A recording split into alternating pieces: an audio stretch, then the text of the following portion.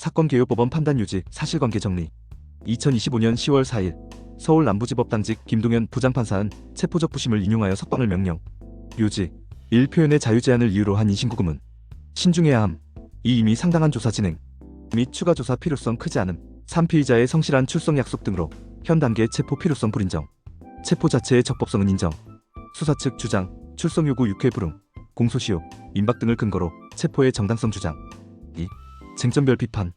2.1 표현의 자유를 핵심 비례 판단 요소로 삼은 점의 과잉성. 재판부는 표현의 자유를 체포 필요성 축소의 주된 근거로 제시. 그러나 적용 혐의에는 국가공무원법 제65조 정치운동 금지 및 공직선거법 위반이 포함되어 단순 의견 표명이 아니라 공무원의 선거 정치 관여 여부가 본질적 쟁점. 표현의 자유 심사는 필요하지만 직무상 정치적 중립 의무와 충돌할 때엔 제한의 폭이 넓게 인정되어 온 판례 실무 경향을 더 면밀히 비교했어야 한다는 비판 가능. 특히 법원 유지 인용만으로 표현 행위는 범죄 성립. 다툼 크므로 곧장 비약하면 공직자 정치 관여 행위. 일반에 대한 집행 동력이 약화될 위험. 재판부가 구체적 행위 태양 유튜브 출연, SNS 게시의 시기 내용 맥락을 판시문에서 더 촘촘히 적시했어야 예측 가능성이 담보된다. 언론 유지엔 요양만 존재. 2.2 추가 조사 필요성 크지 않다는 판단 기준의 불명확성.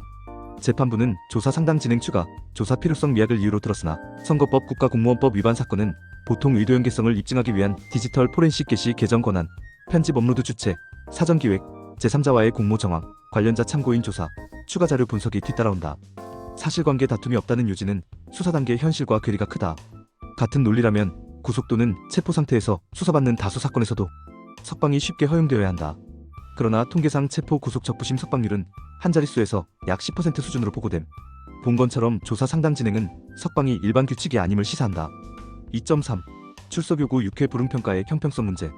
수사기관은 6회 불응을 강조했는데 통상 이는 도주 소환 불응 가능성 판단에서 불리하게 작용한다.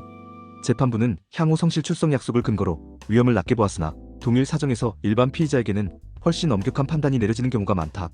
사회적 지위 공적 위치가 반대로 작용 출석 담보했다고 보더라도 그 논거가 일반 사건과의 형평에 비춰 충분히 설득적으로 제시됐는지 의문. 2.4 공소시효 긴급성 판단의 선택적 인용. 변호인 측은 국가공무원법 제84조에 따라 공소시효 10년을 주장, 수사 긴급성을 약화시켰고 수사 측은 공직선거법상 6개월을 강조.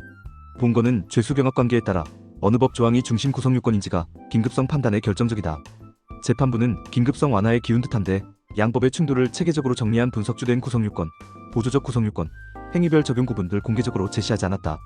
긴급성 판단의 법적 기준, 적용 경로가 더 투명해야 한다. 영상이 도움되셨다면 구독과 좋아요.